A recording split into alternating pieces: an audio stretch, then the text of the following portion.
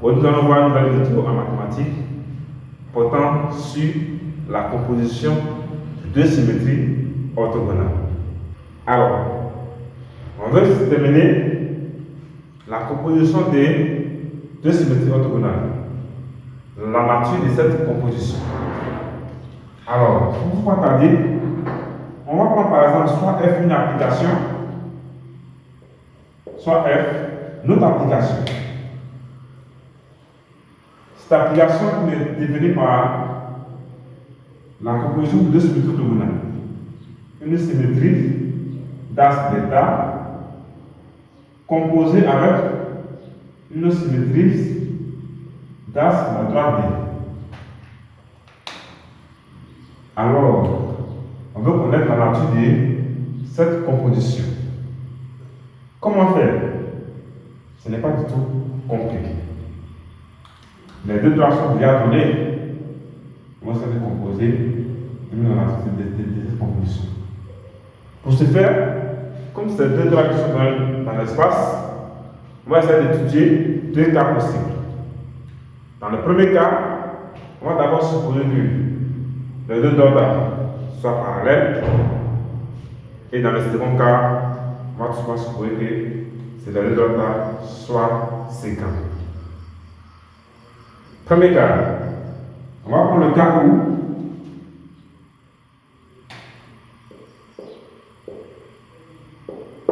premier cas, on va étudier ici le cas où la droite delta est parallèle à la droite D. Ça c'est le premier cas. Si delta est parallèle à la droite D, qu'on détermine la nature de cette transformation du plan, on va prendre un point M quelconque du plan qui n'appartient pas à aucune de ces deux droites. C'est un point M. Alors, pour construire l'image de ce point M par cette composition, on va essayer de visualiser le schéma comme suit. On prend un point M. Ce point-là, on construit son image M1 par exemple par la première symétrie orthogonale, par la symétrie d'axe à droite D.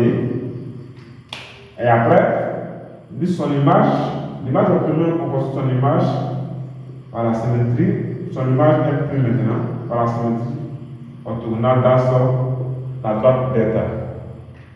Alors, l'application F maintenant qui va être entre M et son image, c'est la composition de ces deux applications. Nous allons appeler ici l'application F. En supposant que les deux droites soient parallèles, on va avoir quelque chose comme ça. On aurait ici les deux droites qui sont là. Je suppose que les deux droites qui sont ici sont parallèles.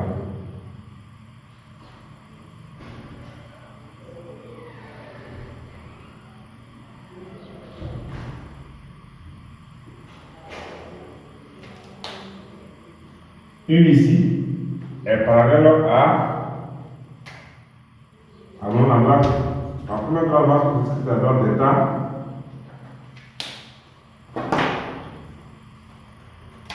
On va appeler cette droite la droite delta, la droite D. Et la seconde droite, on va l'appeler la droite delta. Si les deux droites sont parallèles, on va prendre un point M. Un point M du plan. On va construire d'abord l'image de ce point M, comme nous avons indiqué ici, par la symétrie orthogonale d'axe D. Alors, pour ce faire, nous allons faire tracer une droite passant par le point M, comme c'est une symétrie orthogonale, mais qui soit perpendiculaire à la droite D. Alors, cette droite-là, rapprocher un peu le point M vers le bas. Une droite passant par le point M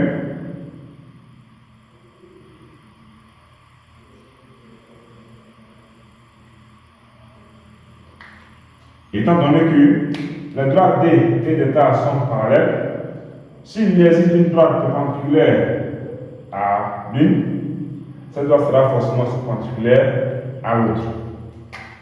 Donc, nous avons la droite qui est là. Passant par cette droite, on va donc construire l'image du point M par la première symétrie orthogonale d'As, la droite D. Pour ce faire, on va prendre donc notre compas. On va faire quoi? On va reporter la distance qui sépare la droite du point M, la droite D. On va faire M pour cette distance ici. On va appeler le point I comme étant le projeté orthogonal de M sur la droite D. Alors, c'est donc que le point I appartient à l'axe de symétrie. Et ce point I là, c'est le milieu du segment MF1. Alors, on va proposer ça ici une fois. On va supposer que le point F1 se trouve ici. Nous avons ici le point M1. De sorte que les distances sont les mêmes. Le point M, la distance du point M à I, soit la distance du point, même chose que la distance du point I à F1. Donc I est le milieu du segment F1. Maintenant, on va chercher l'image du point F1.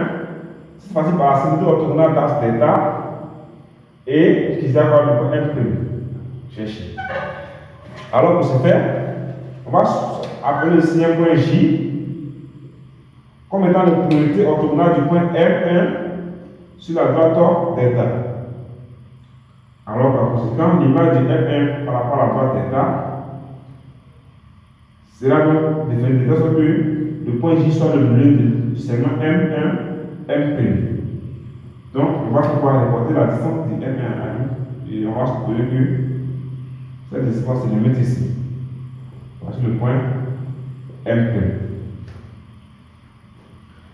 Alors, le point M que vous cherchez, c'est l'image du point M qui est ici, au départ, par cette composition.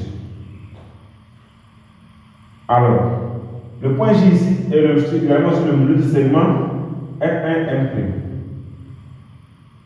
C'est ce que nous pouvons donc chercher à savoir.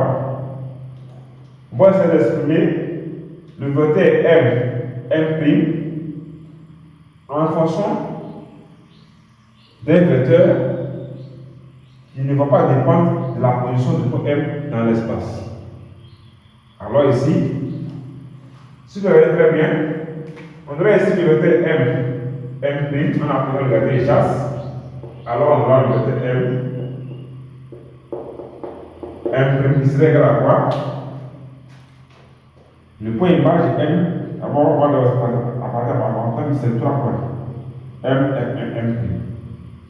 En appelant la relation de chasse, le vecteur M' serait égal au vecteur M1 plus le vecteur M'.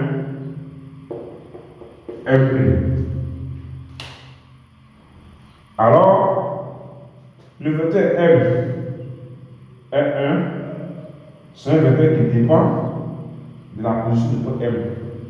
On veut exprimer le vecteur M', en fonction d'un vecteur qui ne va pas dépendre de la position du point M dans l'espace. Par contre, le point I ici étant sur l'axe de la symétrie, et le point J ici étant sur l'axe de la symétrie, une fois que nous avons les deux droites données, alors la position de ces deux points-là ne va pas varier. Peu importe la position de M dans l'espace, ça ne va pas influencer la position de ces deux points. Puisque les points sont respectivement les côtés orthogonaux sur la droite θ, peu importe. Donc, c'est veut donc que le vecteur M', comme il y a le milieu du segment M', alors on peut dire que le vecteur M', est égal à 2 fois le vecteur MI. Ben, si vous voulez, IFE. C'est la même chose. C'est-à-dire que vous avez ici 2 fois le vecteur IFE. Ça vient un peu. Par contre, le vecteur M' aussi, comme J est le milieu du segment M', le vecteur M', M', c'est égal à 2 fois vecteur M1, M et M1J. Alors, plus ici, 2 fois vecteur M1J. Nous obtenons ça. Voilà, vous allez factoriser cette relation par 2 et nous allons avoir ici 2 facteurs du vecteur I M1 plus le vecteur M1J. Et là, à l'aide de la relation de chasse, nous obtenons le vecteur M', c'est égal à 2 fois le vecteur IJ. Alors, on va descrire le vecteur M', en fonction d'un vecteur qui va pratiquement de la position du point M dans l'espace. Alors, si nous voulons aussi déterminer le point, la droite D d'état ici, on peut dire que cette droite d'état est l'image de la droite D par la translation de ce vecteur, c'est-à-dire le vecteur I, J. Vecteur IJ. Alors, donc peu importe la position du point M dans l'espace, qu'on parle du point M ici, qu'on approche du point M de la droite D, qu'on le lève plus du point M de la droite D, alors ce vecteur là va rester inchangé. Peu importe. Donc c'est donc dit que si nous appelons par exemple ce vecteur M', comme un vecteur U, si nous posons que le vecteur de translation, le vecteur M' égale à un vecteur U quelconque, alors on va s'en rendre compte que le vecteur U, c'est égal à le vecteur 2 fois le vecteur IJ. Parce que quand le vecteur IJ égale 1 demi du vecteur U donné. Alors, on s'en rend compte aussi que puisqu'il y a une égalité entre le vecteur M', entre le point M et son image, et le 2 fois le vecteur IJ, on peut donc dire par définition de translation, on peut donc dire que le point M' est l'image du point M par la translation de 2 fois vecteur IJ. Ouais. Ce point M qui est là est l'image de ce point là par la translation de 2 fois le vecteur IJ. C'est là même la définition de translation. Et là, autrement dit, si on veut exprimer en fonction de vecteur U, on dira que le point M par rapport au vecteur U, le point M a le point M'. On a représenté 2 fois le vecteur U et UJ par le vecteur U. C'est que nous dit quoi? Que la composition de deux symétries orthogonales d'axes parallèles est une translation. Tout simplement. Est une translation. Donc, quelle est donc cette translation? C'est une translation des vecteurs 2 fois IJ avec I, un point appartenant à la droite D, et J, le projeté orthogonal de ce point I sur l'autre droite θ. On voit saisir bien. Les points IJ sont tels que, premièrement, I appartient à la droite D, et J représente aussi le projeté orthogonal de I sur la droite θ. Vous voyez ça maintenant. Alors, cela n'est pas encore compliqué. Du tout compliqué. C'est que nous avons dit quoi? Comme nous avons déjà posé que le vecteur U de translation θ U est égal à 2 fois le vecteur IJ. Or, nous savons que la droite D dans θ, c'est l'image de la droite D par la translation du vecteur UJ. Le vecteur UJ qui c'est 1 demi et la moitié du vecteur U. Donc, ça veut dire que cette composition-là est égal à une translation de vecteur de 2 fois vecteur UJ. Et là, avec là, il faut préciser avec I appartenant à la droite D et J sont projetés, le projeté orthogonal de U sur la droite delta. C'est ce qu'il faut remarquer. Donc voici la conclusion. La composition de deux symétries orthogonales d'axes parallèles est une translation des vecteurs avec un point de l'une des droites et son projeté orthogonal sur la deuxième droite. Alors, c'est également aussi la même chose. On peut vous donner par exemple, on peut décomposer aussi une translation en deux symétries orthogonales. Et nous avons montré que la composition de deux symétries orthogonales nous donne une translation. Dans un exercice, on peut vous demander de faire quoi? De décomposer, ça c'est une composition, et puis vous dire une décomposition. Ça veut dire qu'on peut décomposer une translation en deux symétries orthogonales. Alors si on donne une translation de 1 vecteur U, pour ce cas, on donne un vecteur U. Un vecteur U. On demande de décomposer ce vecteur en deux symétries orthogonales. Comme on sait que la composition de deux symétries orthogonales donne une translation de vecteurs U non nuls, c'est seulement si les axes de ces deux symétries orthogonales sont obligatoirement parallèles. Et si elles sont parallèles, les deux axes de symétrie ont une direction qui est orthogonale à la direction du vecteur de translation.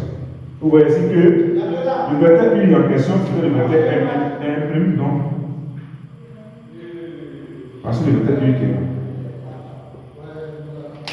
Ce vecteur-là, il est comment? Il est orthogonal, la ligne qui est orthogonale à ces deux droites. Vous voyez? Donc ça veut dire que si il est droit de composer une translation en deux symétries orthogonales, je vais d'abord me choisir d'abord une première droite D. La droite D, il faut que cette droite-là ait une direction orthogonale à U. Et après, c'est la droite D. Si on la prolonge, elle a une direction orthogonale à U. Maintenant, qu'est-ce que je vais faire? Je vais essayer simplement de déterminer l'image de cette droite-là par la translation de 1,5 de ce vecteur. Je vais transformer la moitié de ce vecteur-là pour avoir l'image de la droite. Je suis moi, cette moitié-là. Donc, nous allons obligatoirement parallèle. On va faire la droite qui est là. Et là, pour cette translation, nous avons ici la translation du vecteur 1,5 du vecteur U. Alors, c'est une autre que si nous prenons ici un point I appartenant à la droite D, alors son image par cette translation serait forcément sur la droite delta que nous appelons ici le point J. Alors, si nous apprenons à ce niveau-là, qu'est-ce qu'on va dire? On va dire que delta est l'image de D à la translation de 1,5D U. Sur 1,5D U,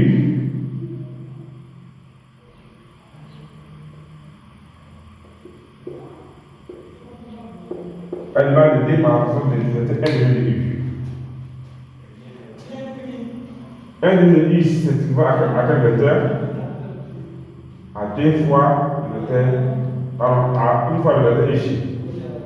Alors, 1,5 U, on peut donc dire que delta ici l'image de D à la façon du vecteur UJ.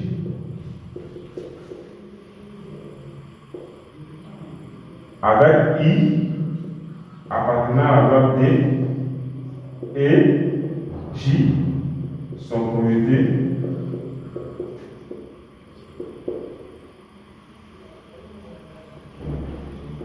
orthogonales sur